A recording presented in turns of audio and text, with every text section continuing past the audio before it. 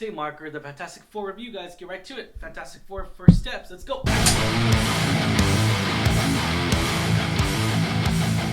What's going on, Alamo City Movie Talk fans? As always, I'm your host, Ryan D. aka Ryan680. I'm Angela, that Ange. And this is Alamo City Movie Talk, guys. Thank you so much for making this a part of your day. You know what to do, guys. Like, share, subscribe, and let's get right to it. Angela, what are we talking about today? I know we are talking about one of the most, at least for you, one of your most anticipated movies of the summer. I know Superman was the other one. Yeah. But we are reviewing the Fantastic Four First Steps. Yep. So, forced to balance their roles as heroes with the strength of their family bond, the Fantastic Four must defend Earth from a ravenous space god called Galactus and his enigmatic herald, the Silver Surfer. So, Ryan, kick us off. Going into this, I know there was a lot of hype, before. The cast was phenomenal. We loved the cast. Yeah. Loved the trailers leading up to this. So what were your first thoughts coming out of this? Was this the film did this hold up to your expectations? Did it meet your expectations afterwards? It did, yes. But I'm going to say this because I want to bring you guys to my point of view here. My point of view was that Pedro Pascal, when they first casted Pedro Pascal as Mr. Reed Richards, I felt like that was a safe move by Marvel without taking any risks. When they casted Dr. Doom as Robert Downey Jr., that's another safe move that I was just like, what the hell? What? And I got to admit, I was completely wrong on the Reed Richards part. Hopefully I'm wrong about the Robert Downey Jr. part. But, seeing Pedro Pascal play his character, and this is not because I don't think he's a fantastic actor. He's fantastic. He can do whatever the hell he wants, and he will get me in the seat in the theater no matter what. So if anything he's doing, from independent movies to major productions like this with Marvel Studios, I am 100% on board for him. Now, to talk about this, because we have to really bring highlight into this, is the fact that Marvel movies haven't been that good recently.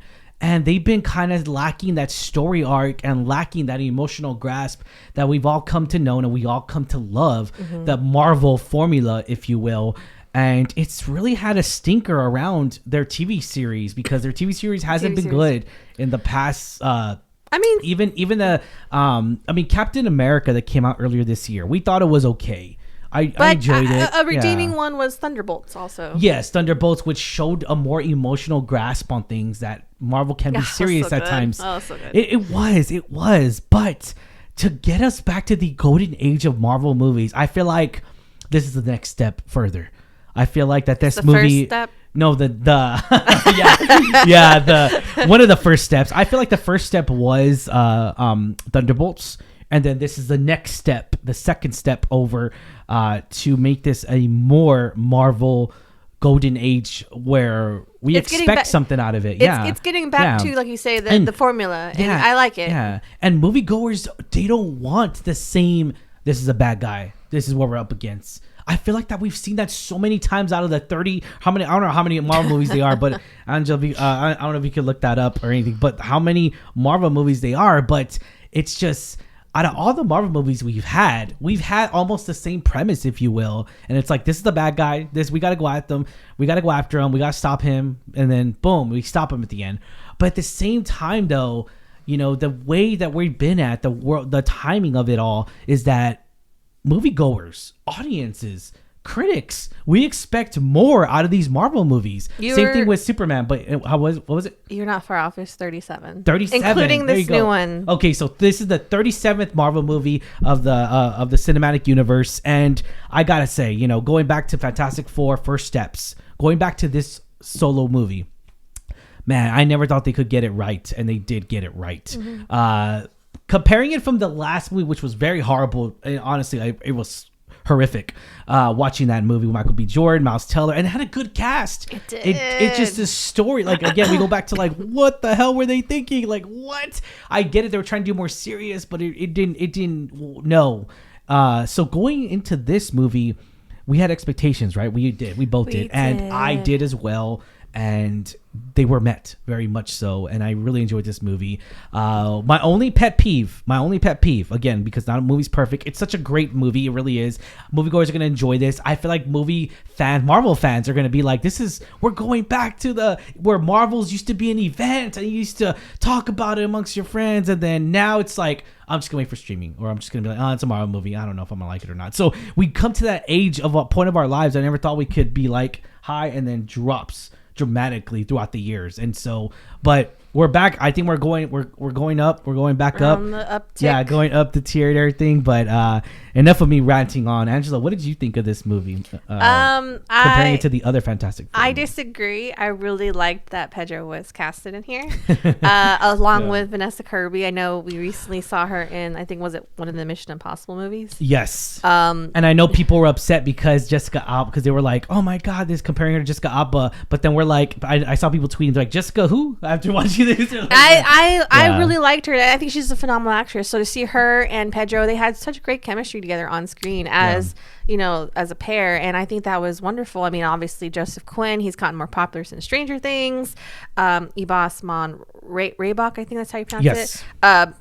Fresh off of The Bear, I know we're just rewatching or we're just starting season 3 of The Bear. Yeah. So it's really cool to see all these great talent come together, and I think they, as a team, like as a family, mesh together very well. And I love their performances. I think they did such a great job in their old roles. I know you were making comments like, I miss the cockiness from Johnny Storm. I really liked Joseph Quinn as him. I don't think he was as obnoxious as Chris Evans' portrayal years ago, but I liked that about him. Okay.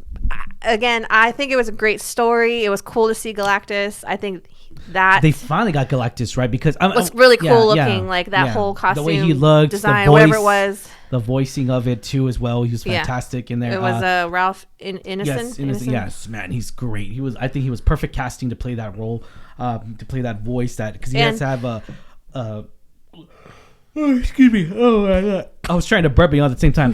He has a very distinguished voice that commands a presence, and I love that. And of course, Julie Gardner as the Silver Surfer.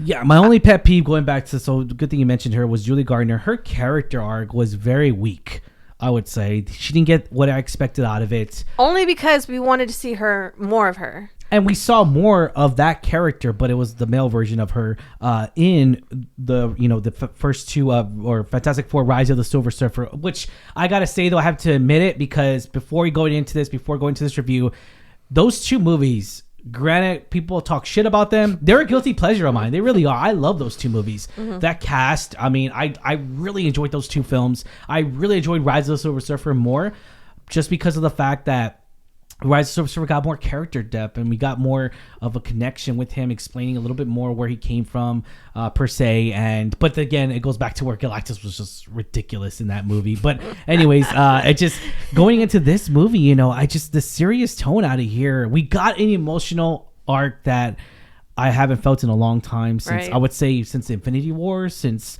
Endgame. It's definitely. It's bringing us back to the Marvel presence that we've come to really know and everything. And this movie was so damn good. Now I understand their Marvel CEO Bob Iger is finally doing it right, because the great daddy Bob is back, and not the ugly nasty other Bob, that other Bob, where he took away a lot of creator control from the directors, from the creative arcs, who know the genre, who know everything when it comes down to like character development. He took that away and brought us this other hogwash movies that are just like and now that we got creative control back to where it belongs, to the true artists of the movie makers, and so it's really good to see that, and you get to see that a lot more. So now I understand why this is the last Marvel movie of the year. So not the last Disney movie, the last Marvel movie of the year. Quality over quantity, baby. Yeah, and 100%. And that's the thing too, is that a lot of like Netflix don't take that into consideration. But again, it's different. Their mantra is very different. The model is very different. They don't want their movies in theaters. But going back to this, the crossover plots was really heavy here. I mean, we got a sense there's two end credit scenes in here, connects it to Doomsday, which we know it's going to happen. We already know it's already happening. We knew it was going to happen from the end of Thunderbolts, their end credit scene. And I was definitely I expected, and I mean, we're going to say it right now, spoiler alert, but everyone's probably already seen it by now by the time this gets released. But Doctor Doom is not in this movie, and I expected him to be at least somewhat in there. But again, that's my expectation. But at the same time, I'm all like, you know what? I'm happy he wasn't, because it would have crowded a little bit too much. Yeah. And there wasn't that story. The story was not about Doom at all. It was about Galactus. So set in their Earth 838, and so that was really cool. You know, 838 or 828. 838. Yeah. So I really liked also that they prefaced the movie by setting that up, because again, we already have established the multiverse. Yeah. So it's really interesting to see how that's going to play in the future when we see them again. Yes. Yeah. So exactly. I agree. I enjoyed this film a lot. I think it was such a great, well done film compared to the past. You know, I think they are on the uptick, like you say. I really hope that going forward, we see really well done films like this put out for Marvel. I really want to have that revamp come back where we're excited to see Marvel movies again. We have that hype, like we did around the time of Infinity War, Endgame, all that stuff. So I really hope people turn out for this, even though there haven't been successes in the past. I do hope people give this another chance, because you won't be disappointed. I don't think you'll be disappointed at all. Either.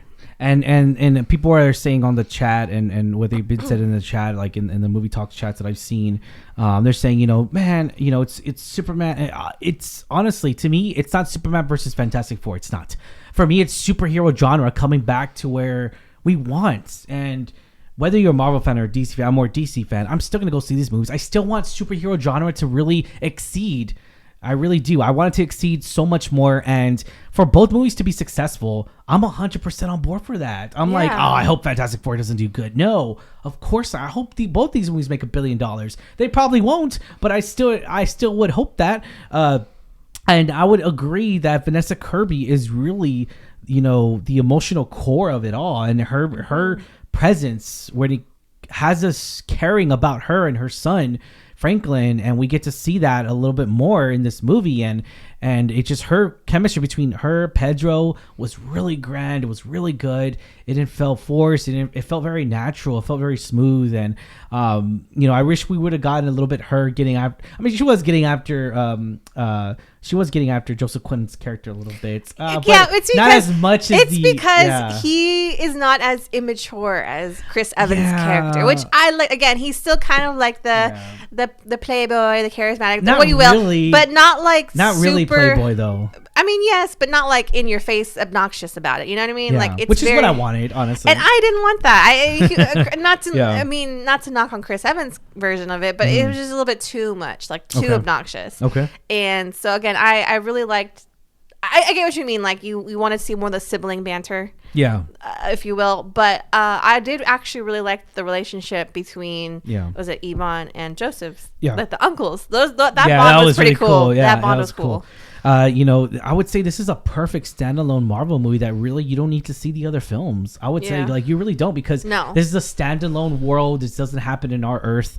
I forget what our Earth is. I'm sorry, but yeah, it really doesn't focus a lot on like you need to watch this, and we know, and I love that, because that's another problem with that MCU movies, is that you need to watch this to figure out this is Thunderbolts. They all connect. These characters are from the other movies, and so you have to really understand where they came from. Otherwise, you're not going to grasp that emotional arc that they're trying to do here, and I feel like that you really need to do that with this movie. Or the shows too. Now that there's a lot more shows, a lot of them are connecting to the movies now. And I would say that coming from a viewer that really did I fucking loved WandaVision.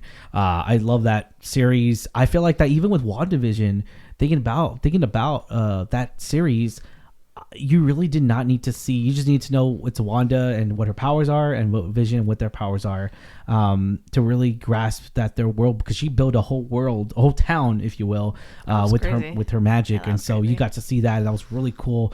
And it didn't really focus in like, oh, you have to watch this MCU movie, you have to figure out this. Now, do you have to get a few hints? Yeah, but it's really just Easter eggs, so cameos. But yeah, regardless though, this is definitely the most, people are saying this is the most human story since WandaVision. And I gotta agree. I'll agree to that. That's interesting. Yeah, Emotional, weird, hopeful. That is what the MCU needs right now. We really need that emotional grasp that I feel like that Marvel movies haven't really done very well. And they've really just lacked that emotional story arc that we've come to know, and we want good quality Marvel movies, and not just CGI. That's the thing. You can't just put action in there. It has to have action with consequence. Actions with purpose. Action with consequences though too. It's like, it's like, oh, they'll bring them back, or like it'll come back, and that's the thing too, is that I really, really wanted that out of this movie, and we really got that. So I'll leave it at that, guys. Rating 1 out of 10, 10 being the highest. Angela, we give this rating.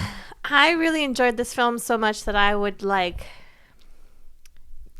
encourage and take people to see it again. Yeah. So I'm going to see it with my mom again. And so movies like that, I just can't help but love and want to rewatch them. And I think this did exactly that. It just makes me want to rewatch it because it was such a really well done story. And of course, like you say, there's CGI and stuff, but it was just overall, it was at the end of the day, a good story.